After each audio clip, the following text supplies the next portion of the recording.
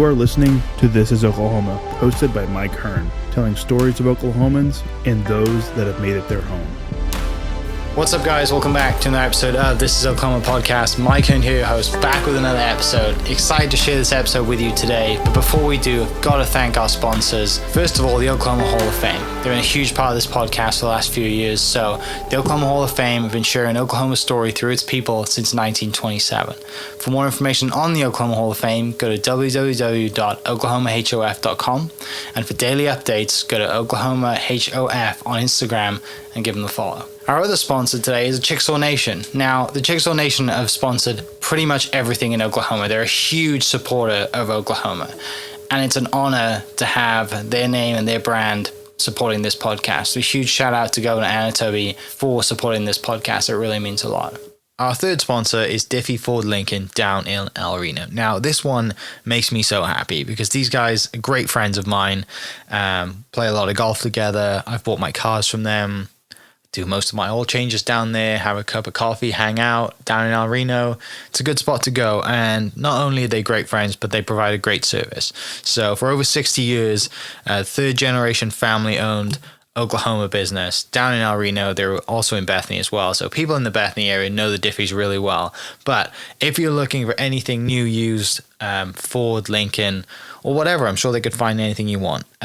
Check them out, diffieford.net, and then on Instagram at diffiefordlincoln. And let's get into today's episode. Today we are in Ames, Oklahoma. Well, there's probably not much here, but the things that are here are pretty epic, and the things that I've seen in the first 10 minutes of walking in this building are, well, dreamy. I think this, for someone who loves cars, this is a cool spot. But there's a few stories we're going to tell today. My guest, Brent Hajek's on the podcast of Hajek Motorsports. Thanks for welcoming me into your lair, your museum, the home of Hajek Motorsports. You're lost, you're here, buddy. Yeah. Obviously, we're not going to touch on every story that there's out there today because there's thousands. But what I do want to touch on is kind of how you get to this point, right? How growing up, do you end up buying the old school and filling it full of old drag car and race cars and having the success and the stories and the relationships that you have around the motorsport industry. So I guess before we start diving into the car stuff, growing up, did you grow up here? I grew up in Hennessy. Okay. About 20 minutes from here. Yeah. So growing up, we farmed around here all our life. We've always had farms here. Yeah. And knew a lot of the people here. And I went to school and grew up in Hennessy. My son went to school here. And yeah. So growing up, it was just, hey, family has a farm and a ranching family. Right. There was no. We worked on a lot of stuff. A lot of stuff broke down. There's a lot of mechanics involved, but. Yeah. No, there were no hot rods or anything like that. Right. So growing up, then you're in school in Hennessy. What is the plan? What is the childhood dream of Brent when you're growing up in Hennessy with the farming family and trying to figure out a way to make a living farming? Yeah, not work every hour of every day. No, Dad said you boys need to go get real jobs, come back and farm when you can afford to. That was a trick question, right? So growing up then in the farming industry, there's so many, the Oklahoma Beef Council are sponsor of the podcast, so I'm aware of just how hard it is, even in the modern era, with all the new tractors and technology. It still doesn't get away from the ice storms and the cattle getting up every hour. That's all part of it, yes, sir. Yeah. So growing up then, when you go to high school, you get out of high school and you decide, Dad tells you that kind of joke that's, what do you think you want to do? Like, what's the plan at that time? Well, I was hoping, to be able to farm, but gosh, at that time the interest rates were crazy and it was a terrible time. Gosh, we were paying like 18% interest, and it was very tough to get into farming. Yeah. And Dad was pretty wise, not encouraging us too much about it, and I'd went on to Okmulgee Tech and took diesel mechanics. Okay. And kind of went that direction and got a job in the oil field and taking care of oil wells. And then I got in the tank truck business and been doing that for the last 40 some years. Yeah.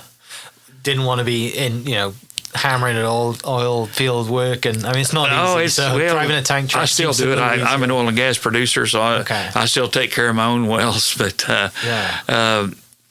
just between booms and busts, catch it on a bus cycle, and you get these wells for darn near nothing, and hope you can keep them going until there's a little bit of a boom, and there's just been enough of that to help keep things going. Right, and then history will repeat itself at some point, right? It always repeats itself. Good, bad, or ugly. There's a lesson in that, holding on to things for a long time. So you mentioned you go into Oklahoma Tech, you want to be a diesel mechanic, you have a passion for working on things. You're kind of did you have a natural ability to work on things at that age as well? Well, I didn't really like to walk.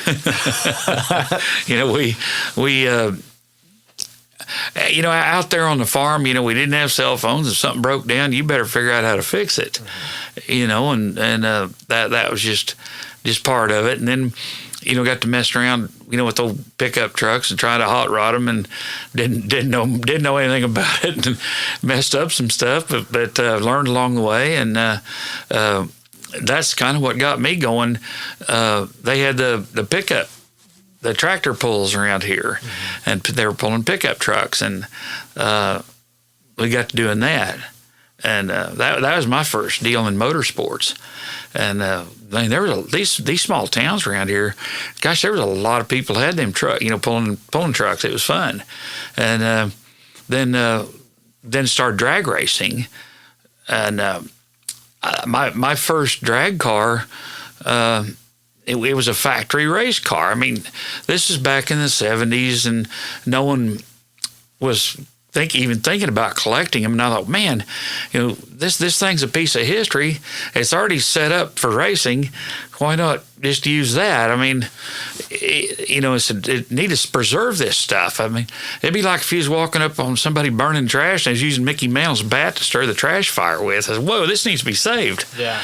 And anyway, I'd taken that Thunderbolt Fairlane, fairly rare race car in its own, to the track. And then I'd have people would see this thing at the track and say, hey, I know where there's another one of these. And people ask me, so where do you find these cars? I said, you don't find them, they find you. And that's the way it's been the last 40 years. We were very fortunate to get in while the value was just nothing. I mean, the cars weren't worth anything at that point. And then, they become collectible, and had, quite a few of them in various states of disrepair, and were able to sell some and use that to restore and buy others. And, at that point, we tried to get the biggest name of the most historically significant car of that, whatever brand it was, and have it in the collection. Yeah. So early on, like I said, it was tractor pulls and trucks, and very kind of, we just whatever we had, we'll put some money on it. Oh yeah, we'll hot rod it, tear it up, drag it home and fix it, and then try to go again. And then you kind of just get that awareness to, hey, I'm going to buy this because otherwise it's going to rot somewhere in the backyard. Yeah, like I said, people would come up to me and say, man, this very famous car, so this thing is here rotting away, and you get it for nothing. So well, nobody else was collecting them back then. Yeah. And it was a really interesting time. We gathered up a lot of cars, through that era. Yeah. Where were you storing them at that time? Yeah. Oh yeah. We'd sell, we'd sell some of the lesser named cars and use that money to try to restore other ones, and did most of it ourselves. Yeah. And all of it just way back then, most of it just right here. Yeah. So at that time then, you say we, who else was involved? Oh gosh, I've had friends that run with me, still are. We've been friends for 40 plus years, and I'd met some of them, back when we was tractor pulling or truck pulling, and then through the drag racing, and it morphed into land speed racing, and the whole drag racing thing. And a lot of people don't know this, that Wally Parks, the founder of NHRA, that's what these trophies are named after. They call them Wallies. Wally grew up just down the road here in Gulfstream, Oklahoma. And, a lot of people don't know that, that the founder of NHRA drag racing is originally an Okie. Yeah. And Wally's the one that pointed it out to me. We were on tour with NHRA taking cars around to different national events, and I couldn't figure it out. Man, they were really taking good care of me. And then it was raining one day. We were in the trailer, and Wally started asking me questions about, is that drag strip still in Ringwood, Oklahoma? And I said, oh, wait a minute. Ringwood's a little bitty town, too. I said, how in the heck would Wally know about Ringwood, Oklahoma? He said, well, man, I grew up in Gulfstream. I went to school grew up with your granddad, for God's sake. And I said, oh, my God. Yeah. And Wally's the one that brought it to my attention. And we'd just been good friends and done a lot of stuff with the NHRA right up to when he died. Yeah. What was he like? What was he like to you as well? He's an old school, just really down to earth kind of guy. Didn't seem like much rattled him. Just tried to be as respectful as he could. He was more interested in growing the sport. Real early on, when they started it, they were trying to get guys off the street. The street racing and stuff. And he went out to, the West Coast, and they were running out in the dry lakes. And he said there needs to be a set of rules set up and, a sanctioning body, if you will. And so he invented it. Yeah. And that's how that deal all got started. Yeah. And you just kind of by a happenstance, by chance, get an education basically in drag racing under the we're in the school, but I went to school then. Yeah. Yes, sir. Well, yeah, but under you basically do an unofficial internship under Wally. Yeah, just learning from him, being with him. Well, Wally, he'd recognized pretty early on. He said, "Man, these crazy dang Okies are finding these old cars and preserving them and wanting to bring them to these big national events and display them, and it was just a win-win." And we were able to locate a lot more cars and get a lot of publicity. And Wally was able to, the NHRA was able to, capitalize on it in a sense. They started up a whole nother cottage industry, if you will, the nostalgia drag racing, the California Hot Rod Reunion, or the National Hot Rod Reunion, or Bowling Green, and that thing just got huge, and it basically started from that. Yeah. And you got a front row seats all well, we were there, and we were there for the ride, that's for sure. Yeah, and doing this, then you're racing as well, right? We were running. We started out, running in at super stock and sportsman racing, and then, but it had gotten bigger than that for us. We had these big name cars, so the track promoters would come to me and say, "Why don't you set up a match race? Take two of your, get you get some of the guys with the other brands, and we'll promote this thing." And then we started, just they were paying us to bring cars to the track and run. It was win, lose, or draw. It was a cool deal. Yeah. And that really had grown into quite a deal as well. And we done that for a lot of years. But there was a problem with that. As these cars got more and more valuable, it was just becoming increasingly more stupid, if you will, to race them, because some of these cars are one of a one. Yeah. And you're not going to be able to go anywhere to get parts for them. You wreck it, you mess it up, you're just destroying history. So, and they weren't very safe. The safety standards back then were very, very, very lax as compared to what they have today. Mm-hmm. That's why so many of them died back then. And a lot of these guys, man, it was tough for them. They were running these cars on nitromethane, and there was no safety equipment whatsoever compared to what they have today. And there were guys dying, and it was an interesting time. And it evolved into what it is today. Pretty safe sport. Yeah, very safe, right? Yes. You see those roll cages and everything. I mean, yeah, they got it going on. Yeah, they know what they're doing. But you're right. Back in that, I mean, it was pretty scary to see that. And I'm sure you're around a lot of, we've seen accidents happen, right? And we've seen some guys get killed, and even in later days, it's just one of them deals. But it's just evolved so much, through the NHR, and then we do stuff with NASCAR as well. We furnished the cars for the 50th anniversary of Daytona, Talladega, Michigan Speedway. We're getting ready to load up now. We got to be in Charlotte Motor Speedway here in a couple of weeks for a deal. They're celebrating the 75th anniversary of NASCAR, and we work with NASCAR and the different speedways. We'll take these old vintage racers. People don't get a chance to see them, to see how much the sport has evolved and where it came from. But there was another huge side effect that I'd never expected with these cars. We'd get one done and take it to the track, and the original driver would come see the car for the first time.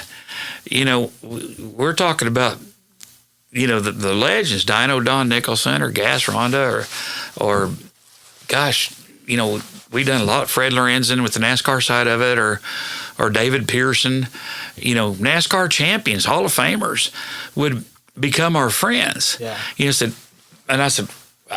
their attitude was that I went and spent all that money to restore their old car and take it all over the country, and really make them live on forever through the cars. And at the time we first started doing this, these guys were still young enough and could come out to the track and hang out with the cars, bench race, and really enjoy themselves. And very, very, very blessed to have my heroes become my friends. The only Daytona 500 Bobby Allison's ever missed, he was here in Ames with us. I just watching the races. Yeah, he was here with us. We had a party and he was here, and and Bud Moore and Pearson and all the drag race guys. It was just it's really been an honor to be able to call them friends, right? And they truly are. And I'm sure that first time that driver comes out and sees the car that they have so many emotion for, so many memories with, and they see the appreciation that you have and that you've put into that car, it's overwhelming. It's an instant connection as well. But you're there to, it's like reuniting someone with the dog that they haven't seen for 6 months. I've seen them I've seen them guys. Some of them go into tears, and man, I thought this car was dead and gone. And here it is. We'll have a bunch of media there, and they'll interview them and do, when they see the car for the first time, and it was really cool. I wasn't really expecting, the mutual respect aspect of this deal. I respected them, of course, because they were champions, but they reciprocated by that. Hey, this guy's spent all this money to fix my car up. I respect that, and they're all old school and just really, it wasn't a corporate thing like it is today. I'm not putting anything down today, but those guys, they didn't have.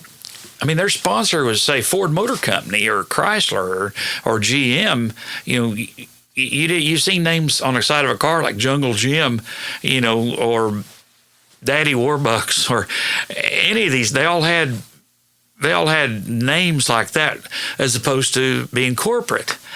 And it was a different time and place, but it was wonderful. Yeah, and it's what a time to be around, right? Gosh, there's they were talking about that. These match race guys, they were getting $1,500 a night to race, and Ford and Chrysler were giving them the cars, giving them the parts, and it was race on Sunday, sell on Monday deal. They loved it. Gas Ronda was telling us Gas Ronda was a car. He was at sales at Russ Davis Ford there in Los Angeles area, West Covina, and he'd go to the Winter Nationals and win a race in his funny car, and he'd come back to the dealership that Monday morning. He said there'd be 15 or 20 orders for new Mustangs. Amazing. Where people, they wanted Gas Ronda's signature that he sold them to that Mustang. And he said, that was the easiest gig I ever had. There's just stories like that. Yeah. And it's just, we're just very, very, very fortunate to be able to spend that time with him. Yeah, because you're getting to know the real driver, right? You're Oh, kicking yeah, back, we know the guy. You're having beers, you're cooking steaks. Yeah. Like you just... We're just, bench racing and getting all those old guys together. And, the older you get, the faster you were. Nobody ever lost a race. Well, somebody's going to call BS on, and that's happened a lot. And I've really enjoyed it over the years. Yeah. And during that time, then you're enjoying it, right? You're fostering these relationships. Oh, yeah. And you're probably thinking to yourself, how am I here today, right? How am I in this position? Yeah, and it's, we'd done that. We're still hauling cars and doing stuff for the NHRA, and we're still doing stuff with NASCAR. It all slowed up quite a lot during the COVID deal, but it's coming back now, and it's been good, and we just about run out of old cars to find to restore. So that's when we kind of said, well, let's start making some of our own history. And Ford was reintroducing a new body style Mustang. And I went back, we got to looking back, once again, history likes to repeat itself. But in 1968, Ford Motor Company was getting ready to introduce the Mach 1 Mustangs. So they had Mickey Thompson take 3 of them out the Bonneville Salt Flats, and they set over 295 land speed records. This was in 68. Well, we got back with Ford Motor Company and said, hey, you're introducing this Mustang. How about we put a second generation, put Danny Thompson, Mickey's son, in one of these new Mustangs, and let's take this deal even a step further. Let's run it on. I'm a farmer. Let's use corn ethanol. And they started taking a little more interest in it, and the next thing you know, we got Monsanto Corporation, with the decal brand on the corn and Roundup and all their stuff. We got to working with them. Said, wait a minute, this is pretty cool. We got a farmer that uses our stuff and, going out and setting these high-speed land speed records. And we got Ford Motor Company behind it. Now we got Monsanto behind it. And we got those two different groups of engineers working together. I was reading an ad in the Farm Journal about, they were talking about using soy body panels on combines. Well, hell, nobody knows what a combine is, and so there's a Ford bioplastic engineers were building these combine parts. So I get my racing guy, I said, hey, who are these people? Can you get me in touch with them? I called Debbie Maliski and the gals with Ford Bioplastics, and we said, hey, let's build a Mustang. And we got the Monsanto engineers together with the Ford engineers, and we built with the body panels, the Mustangs. The second batch of Mustangs we took to Bonneville all had soybean. The fenders, the hood, front fascia was all soy, and we worked with Ford Bioplastics and Monsanto for that. And then we got with BASF and developed a soy-based paint. The paint was soy. The car run on our E85 corn. And, and it was fairly easy to sell with the Ford with their history. The reason Ford Motor Company is located in Dearborn, Michigan, is because of the soil around there. Henry was a soybean guy. Henry Ford was, and he brought George Washington Carver in and a bunch of those guys to help develop this stuff. And then during World War II, during the metal and steel shortage, they'd actually built a car out of soybeans. And I know, Edsel Ford's a friend of mine, and we knew Mark Fields, the president of Ford Motor Company. They knew our history and passion for it, and they were able to work it into their marketing deal. So we, the three fastest Mustangs in the world are corn powered. They come to right here in Oklahoma with soybean body panels and paint. Yeah. And, then we took it on to the next level. With the diesel truck. We got Asgrow brand soybeans to sponsor that, along with the National Biodiesel Board, the National Soybean Board, all those guys. They were great to work with.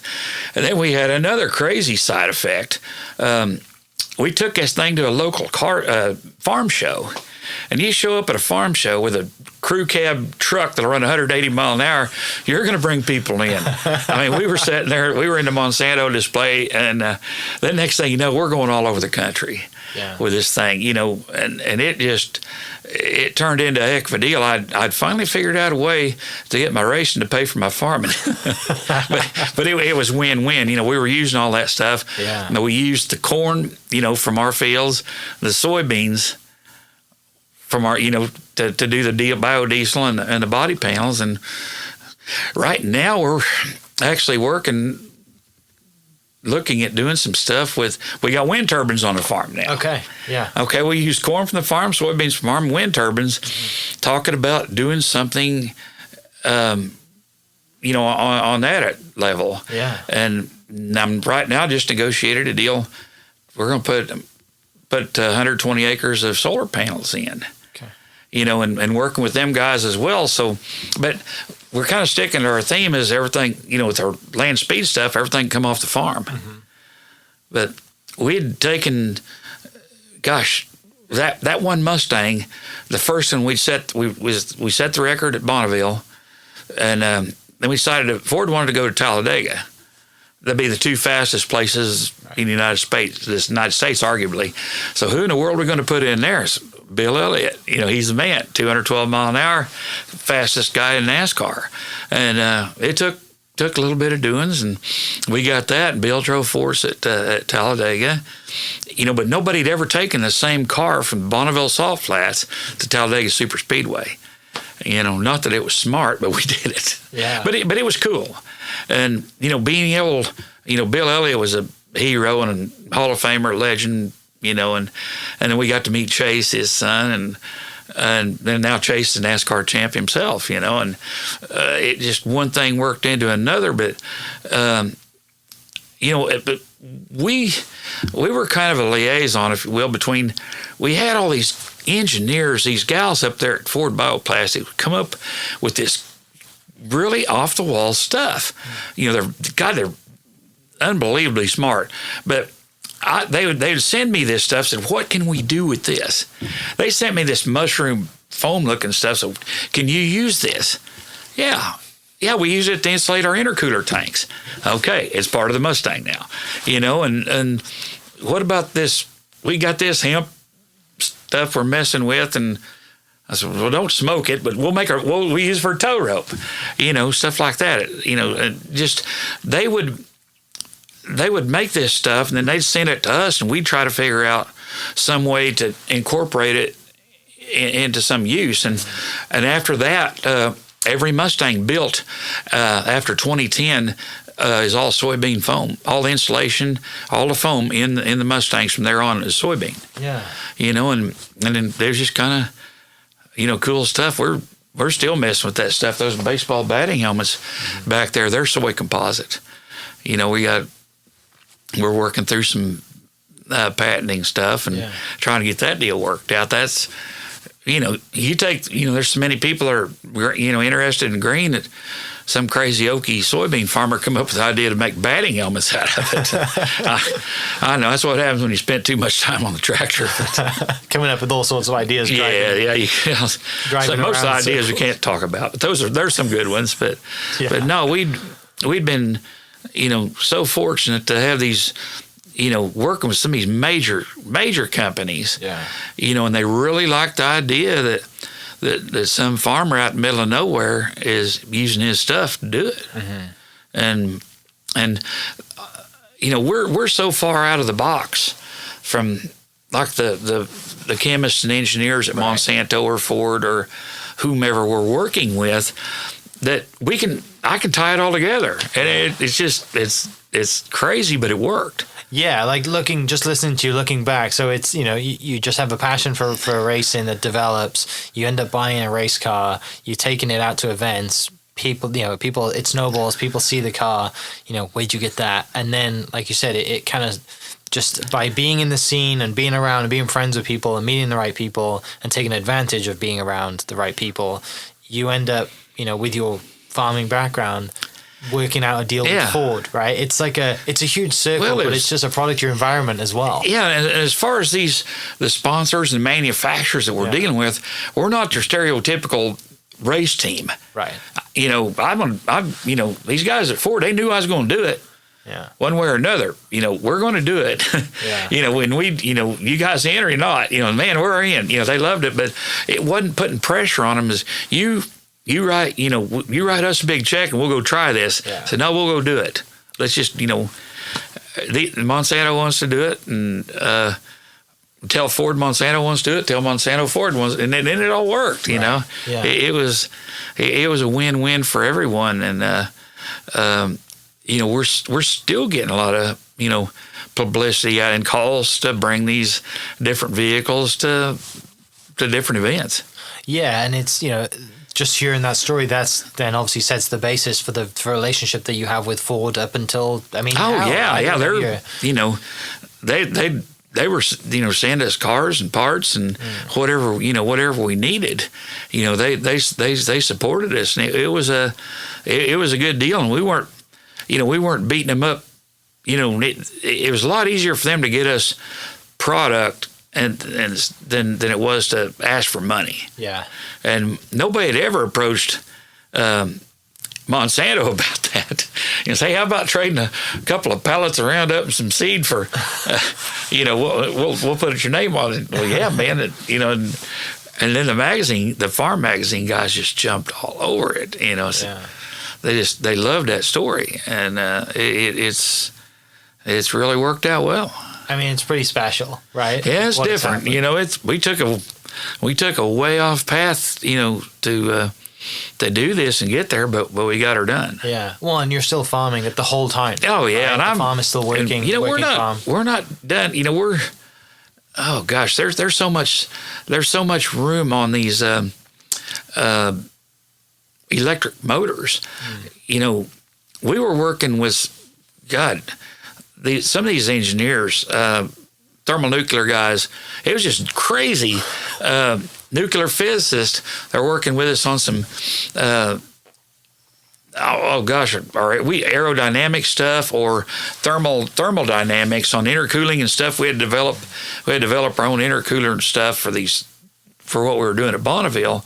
And I got to working with he's a nuclear physicist out of Pennsylvania, and we got talking about these electric motors, and he was these rare earth magnets. And I mean, I'm a diesel mechanic, but we got talking about that, and he's, how he had some really pissed off magnets, and you put these in these motors, and it was crazy. And one of my very good friends with Ford, they put him in. This has been a few years ago. C-Max, it was a hybrid car, and he called me up. He was with us in a Mustang thing, and he said, "Brent, you're going to have to come up with something high profile to do with this C-Max car," And I said, "Oh," and we did some drinking and thinking. I said, "Tell you what I'm going to do. We'll use our corny 85 to set a land speed record, and then back it up with wind generated electricity, and we're going to do it at the runway at Cape Kennedy. You can rent it." And he loved it. But that deal all went away before we got it all implemented. But that's how I was talking to Dr. Sandcar and some of those guys, the engineers about the electric motor stuff. But there's a long way to go on that stuff. We built a drag car, Ford did, a Cobra Jet electric Mustang, and that thing was just bad fast. It run right with the supercharged gas or NHRA record setters. Not crazy. It's just the technology. It's just amazing what can be done, but having all that bounced off of you, and coming from the background that I have, it was a stretch. Yeah. There must be times where, you like I said, you're getting paid to, and send the cars out, and you're flying out to all these racetracks or these events, in the UK or over here or maybe elsewhere, you might just catch yourself thinking, I'm from Hennessy, Oklahoma, right? I'm a young boy. I grew up young boy on a farm, Hennessy, Oklahoma. You got to be from somewhere. How has this happened? Yeah, it's a crazy winding path, if you will, but it's, I don't know, it just seemed like it all worked out. Yeah. Just every time we turn around, there'd be something else, another deal come up, but it was, once again, it was so refreshing for the people at these big corporations that have somebody like me come in and talk to them rather than some guy in a suit and tie and just, a professional, I just tell it like it is. Here's what we're going to try, and I'm not going to promise you nothing. Yeah. And, just straight talk. And it was so far out it worked. Where does that kind of entrepreneurial just ideas come from? Because in the conversation we've been having so far, it's very apparent that you can come up with ideas, and you're very good at getting the right people in the room together and pitching ideas that clearly worked out. Who does that come from? Well, growing up, does that come from family? Like where does that come from? Gosh, I being around my Depression era grandparents and that instilled a little bit in you, and my dad, he was very successful, in cattle farming and that kind of thing, and picked up a little bit here and a little bit there, and being in the oil field business around here, it's over the years, it's these booms and bust cycles. You've got to be tough, to be able to survive, and I don't know. You mix all that up, and I guess it worked out. Is it because just it's not, it's like, oh, let's just figure it out, but also like it doesn't hurt to ask. Right. Well, not scared of being told no, because we never thought it would happen in the first place. So let's just ask anyway. Yeah, they said, well, this crazy damn guy's going to do this anyway. He's got all these other people that they want to go along. We should do it too. And never ask for big money. Start out with a product deal and then figure out a way for your product deal to make your money. Like getting all our chemical and seed, for instance, or whatever. The biodiesel guys, they were giving me, biodiesel, and we were using it in my trucks, tank truck company. It was a way to. It was just a different way of approaching it. Just don't go in there and ask for a bunch of money. More of a trade of services, and this. Yeah, and it makes it a lot easier on them. To do a product deal, and it may be a deal just as small as fasteners, or right. Needing a clutch disc or something like that. So you guys can advertise this, and I just need some product. I just need what's going to work for me, and it's just. But being able to work, with these MIT graduates and just so far above my education level, but we were able to communicate. Yeah. I was just so far out of it that it worked. Yeah. It's hard for them to look at it from an everyday use standpoint, and it's hard for me to understand how they do this stuff. But we were able to communicate. Yeah, they were messing around with stuff using E100 corn ethanol, injecting it into a diesel engine, and they're making 600-800 horsepower and still pass California emissions by injecting the A100. That was a, it's not a practical thing because it takes so much of it, but it's plausible. When we were out there setting the land speed records with that biodiesel truck, we were setting land speed records and we were getting 6 miles to the gallon doing it, and no smoke. That was really big. Bosch was one of our sponsors, and it's very, very important to Bosch, Honeywell, Garrett, and Ford for that diesel truck not to smoke. If you smoke, you're wasting. You're wasting fuel, And that was, one of the big things. We were running at Salt Flats. Them guys, the announcer said, "This is a diesel truck. You're going to see a big plume of smoke. It's not on fire," but there was no smoke, and that was kind of cool. Yeah. When people probably meet you for the first time, they probably don't think that you have a wind farm basically on the farm. You have a solar deal coming. Yeah. You work on bio. There's a lot of this green energy going on. Yeah, my carbon footprint, that is Sasquatch. Okay. Right. I'm really. Being a gearhead, I'm really not the guy. Which is the opposite of what they would think. But I am. Yeah. It's a way to a means. Okay, you're going to have to go that way to get these big corporate sponsors, because there's a lot of guys out there that are just going fast, but you got to come up with a crazy niche, and that'd be being a farmer, using your own stuff. Mm-hmm. Yeah. Like I said, using the corn from the farm, using soybeans from the farm, and they were doing stuff. They were making some stuff out of wheat straw, using it for reinforcement in mat and the fiberglass and stuff we were using, and it was really, really cool being able to work with those people. Yeah, I don't doubt that at all, because you're around, like I said, NASA scientists, physicists, all these people. You never think that you get to work with. Sitting there talking with a nuclear physicist and aerodynamicist, and we got the wind tunnel. That's $5,000 an hour, so you don't screw around in there. Yeah, and we were. That's very important, for our land speed stuff, and in Talladega as well. But we had aerodynamicists from Germany and all over with Ford Motor Company, and it was a win for Ford as well, because we tried some different stuff outside of the box, from their engineers, and they learned a lot from our data. We had that F-250 Super Duty in the wind tunnel, and I'll never forget, I called a project manager and I said, "Hey, we got a big problem with the Super Duties." "What do you mean?" "The moonroof blows out at 180 miles an hour." He said, "Brent, what?" It just was messing with him, but just little stuff.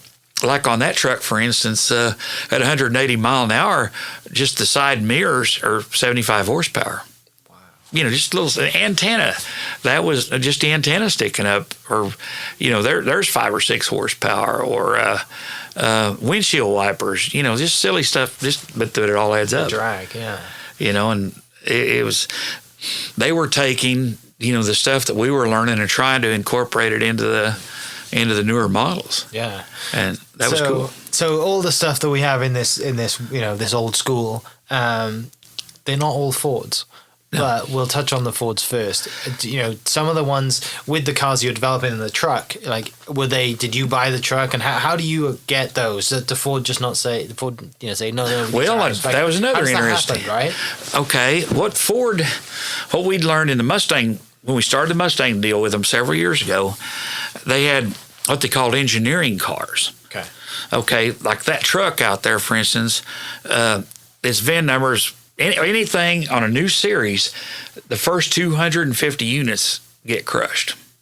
They'll send them off. They'll do different things with them, but they do not want them on public highways. Okay.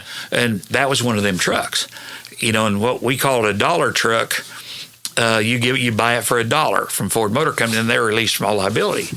But we were doing that with Mustangs. They were giving us pre-production Mustangs or engineering cars, and we'd use them for this kind of stuff. I mean, we'd figured that out through the racing the cars, and went to truck division and said, "Hey, you guys you just come out with this new series of truck, and you're going to crush it. You just give it, it won't cost you nothing." And then it was so cool because especially the diesel engineers, Greg Ives and Dave, all them guys, or Dave Ives rather. Anyway, they had been in this box, okay, on this new Power Stroke engine, torque and mileage, and they wanted to build a hot rod so bad, and we got permission from upper management with Ford Super Duty brand to build a hot rod. And we took this truck. The Ford engineers, they did every bit of the tuning And, so, Brent, you're going to have to get the aftermarket stuff, the injectors, turbochargers, all that. I said, I got sponsors on that. Anything in-house, no problem. And they wanted to build it. And it was just, when Greg called, Coleman and those guys, man, they were excited. They didn't get to build a hot rod.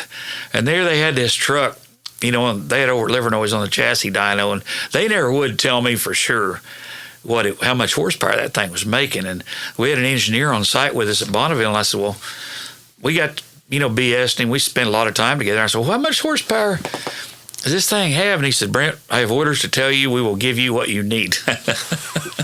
It's a great thing to yeah, hear. it was. And, yeah. The thing was so docile, it'd run 200 mile an hour. Yeah. But I run 182 on that record.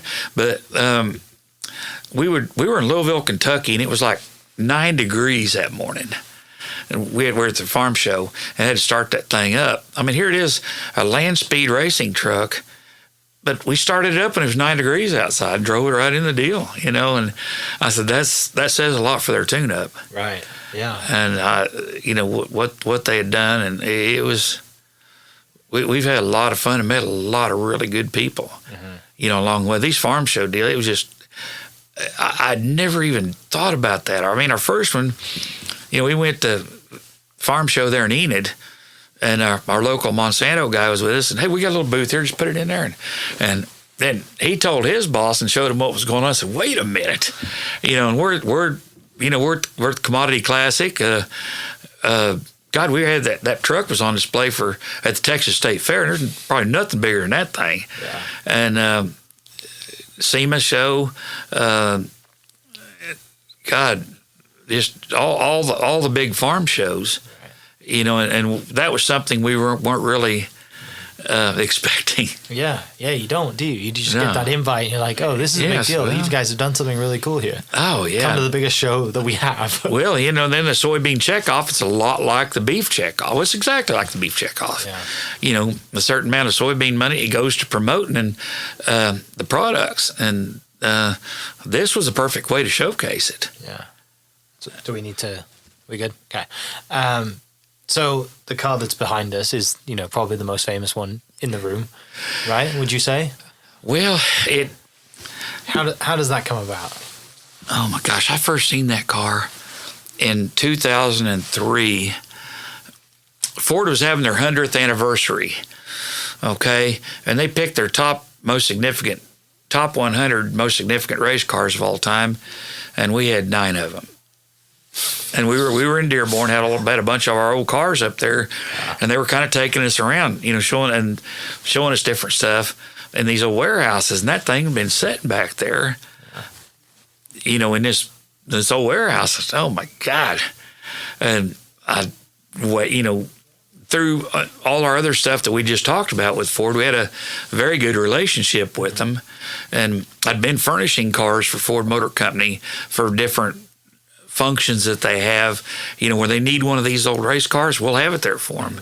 And that was kind of the deal, worked with them on this. So this car will be here. Yeah. If you need it, give me 48 hours, I'll have it anywhere in the continental U.S., if you need it. Yeah. And, and that wasn't lost, on Edsel Ford being a friend, or, we got made a lot of good friends over the years. One of them said, Brent, you're kind of different. You say what you're going to do. We get all these guys that come in here and glad hand us and get some money and gone. But your approach is just so different that it worked. Yeah. So, is that a dollar car? Yeah. Well, it was. Yeah, it's $1. We'll leave it at that. Yeah. Yeah. Yeah, about all the Ford race cars, going back from day one. Yeah. When Ford Motor Company would give a racer a car, they'd buy it for $1, and we got contracts on about all of them, where they'd sell it for $1, just to get them off the liability, and the other manufacturers do that as well. I wish we had our relationship with Ford is just too, that's just too good. Yeah. And I got my family in Kingfisher. They have a Ford dealership. Had for going on 4 generations now. Okay. Beckman Ford there in Kingfisher, and we do some stuff with them every now and then. And it's that's why we kind of stuck with Fords. Yeah. I mean, it makes sense, and obviously that Well, I know had all these friends there. Yeah. All the connections is you can't just very well jump ship at that point. Right. So the other side of the collection that you have then is a lot of old race cars, NASCAR and stuff too. What you mentioned kind of there was you're buying stuff and you're fixing them up, you're building them. What is there? What one of the race cars that you have was the hardest to get? Like, was there a real hunt to get one? Yeah, people, you get a reputation for owning and collecting them, and the people know that. And we were able to buy cars from people that wouldn't normally sell them to just anyone because, I guess in a word, I'm not smart enough to sell anything. Well, it sounds like they knew that you would also take great care of it. Yes, too. yes, they knew what we'd do with it. Yeah. And we weren't in it. You can't be in this deal to make money. Right. If you approach the collector card thing as purely a way to make money, you're gonna get burned. Yeah. And you can't you gotta let your heart do the thinking on a lot of it. Yeah. You said, man, I want that car. I remember that when I was a kid, and it's finally come up. I do some trading and get it or whatever, and it was, and it's a way to get in, to meet your heroes. I just picked a car up a couple of weeks ago that Mario Andretti drove, and I've never met Mario. I want to meet him. Yeah. And I want to get him together with that car, and that car will open that door, and get to meet, and then I'm sure we'll end up being friends. And, just that sort of thing. Just like, when we were racing over at Goodwood, I was racing with Junior Johnson. Got to spend a lot of time with Junior, and we got to know each other. And, what that guy had done for the sport of NASCAR is just unbelievable. There's some behind the scenes stuff that a lot of folks don't know about, and what he had done for that sport. Bringing RJR Winston into this thing, and the things, all them old guys, what they had done. And we got cars in the NASCAR Hall of Fame. They'd have a party the night before the Hall of Fame induction ceremony where just the Hall of Famers, the inductees, and the car owners got together. And, I mean, there was nobody there but us car owners, there's maybe 4 of us, and all the Hall of Famers. That's awesome. And, and it was a very open deal where they were picking on each other and having a good time. They're all buddies, and then being able to interact and be friends with that group. You're sitting there with David Pearson or Ned Jarrett or the Petties or Waltrip and all of them. Just being able to BS them like, hey, sorry guy. It came to that. We gotten that close with some of these guys. Yeah. And that was priceless. Yeah, you're in the club at that point, right? The guard is down. They trust you. Well, we're part. Yeah, They said, okay, that's that goofy guy from Oklahoma with all the cars. Okay, he's all right. Yeah. Sort of like that. Yeah. What's it like going? Like you mentioned, you're taking some cars out. Soon. Are they firing up? Are they going around the track? Like, what's that like? We do sometimes. At Daytona, for instance, when we did their 50th, it was kind of cool. They had cars of different decades. Okay, they were focused on 50, 60, 70, 80. Well, they had different groups, performers. Like Chubby Checker was there, and he did the 60s, and Cool and the Gang did the 70s, and I had driving Dale Jarrett's 96 model car, and Brooks and Dunn I had to correlate my lap times to them singing a song. We were out there actually going around the track. We spent 2 different nights out there. Those guys were doing the same. We were trying to correlate our lap times to coordinate this whole thing. And that was way cool. Right. We're on the track. We're on the track with Daytona 500 in a Daytona 500 winning car. Then we're out there on Sunday morning back when they had 250,000 people there. Yeah. You look up and there's 250,000 people in the crowd. That's, and you're, Dream come true. it's good.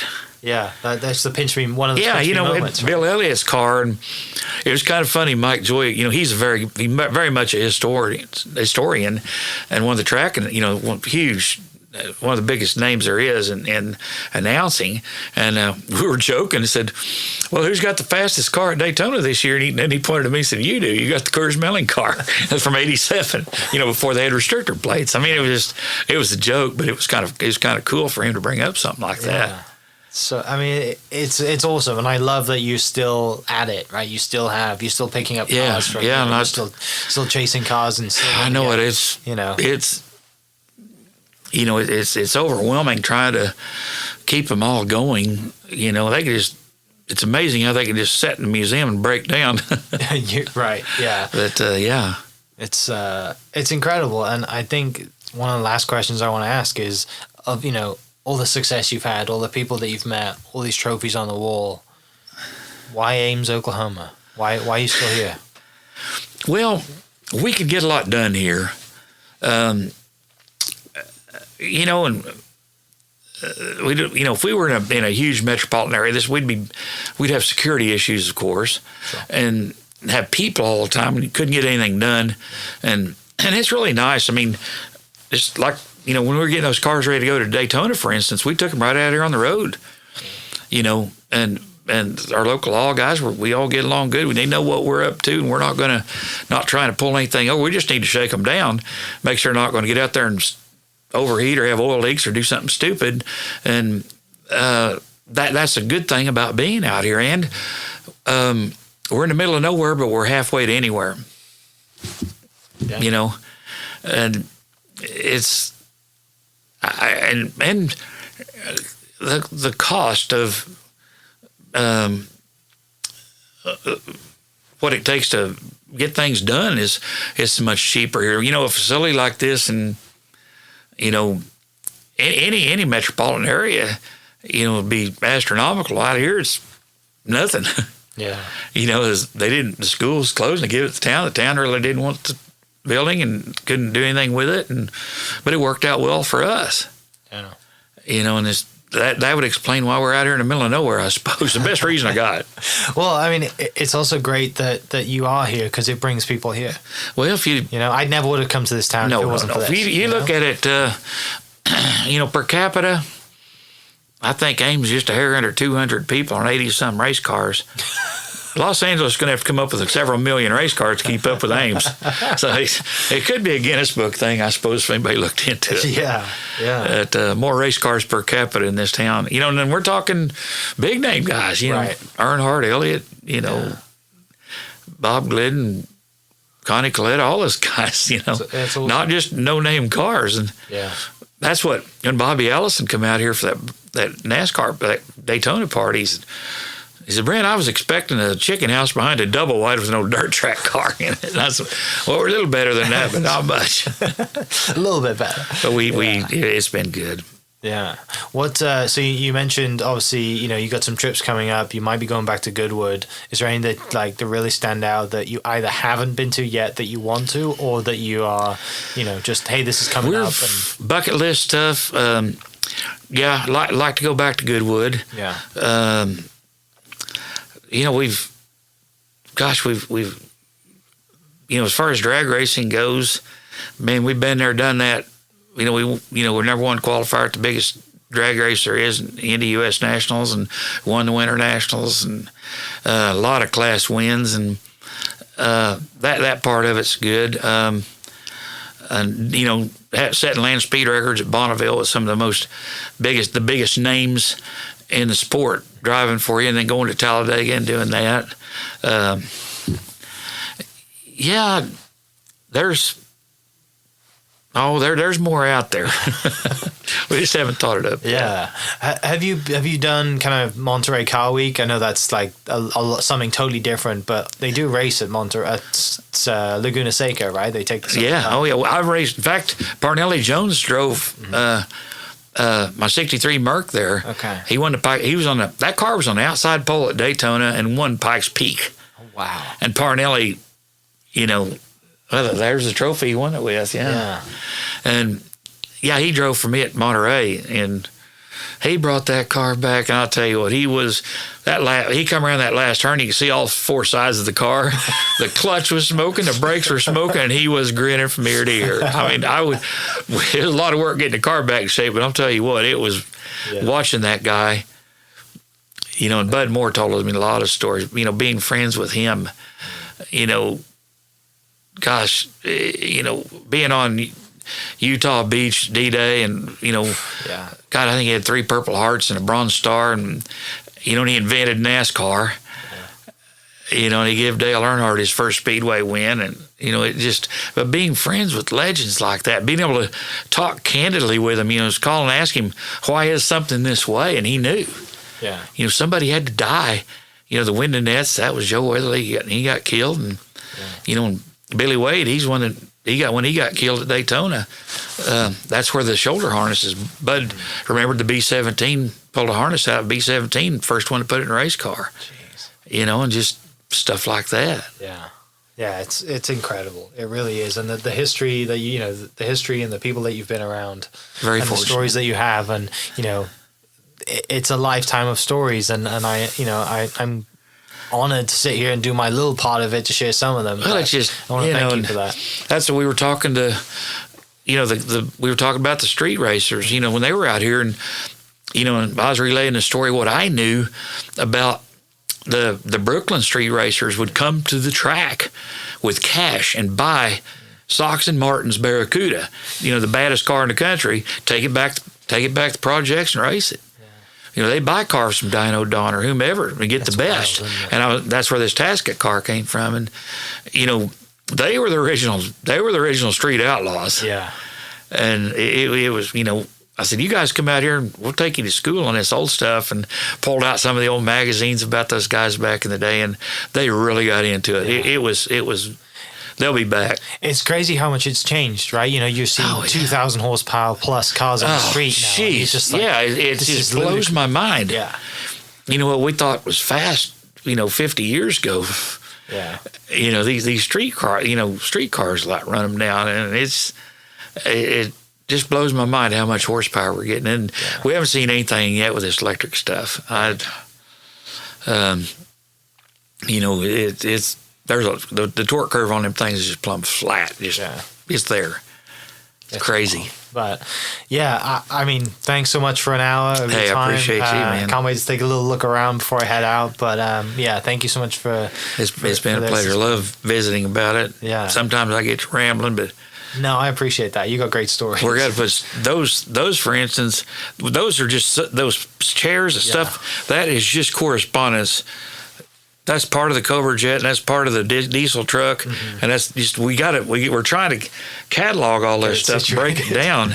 Yeah, it's incredible. But for people listening, I'll put the links to the website and everything in the description. And as we do every episode with this podcast, just a reminder, we set a goal to raise $10,000 for the Children's Heart Foundation. That link is in the description. Go there, donate whatever it is that you want. We're at $3,150, I think, right now. So by the end of the year, we're going to raise $10,000. So the link's in the description. And again, thank you so much for having me. And thanks for being here, man. We will catch you next episode. All right. Hope you guys enjoyed that great episode. Thank you so much for listening. As always, huge shout out to our sponsors, the Oklahoma Hall of Fame, sharing Oklahoma story through its people since 1927. For more information on the Oklahoma Hall of Fame, go to www.oklahomahof.com and follow them on Instagram for daily updates at OklahomaHOF. Our other sponsor, the Chickasaw Nation, amazing sponsor. They do amazing things for the state, and they're always sponsoring something in Oklahoma. They're a huge supporter of Oklahoma, and without their support, we wouldn't be able to do what we do. And our third sponsor is Diffie Ford Lincoln down in El Reno. Now, this one makes me so happy because these guys are great friends of mine, play a lot of golf together. I've bought my cars from them, do most of my oil changes down there, have a cup of coffee, hang out down in El Reno. It's a good spot to go. And not only are they great friends, but they provide a great service. So for over 60 years, third generation family owned Oklahoma business. Down in El Reno, they're also in Bethany as well. So people in the Bethany area know the Diffees really well. But if you're looking for anything new, used, Ford, Lincoln, or whatever, I'm sure they could find anything you want. Check them out, diffeeford.net, and then on Instagram at diffeefordlincoln. Thank you for listening. Thank you for listening. We are inspired by those around us and hope that you are too. Make sure you subscribe to this podcast on your favorite podcast platform and leave us a review so we can keep telling your stories. For more great Oklahoma content, follow This Is Oklahoma on Facebook and Instagram.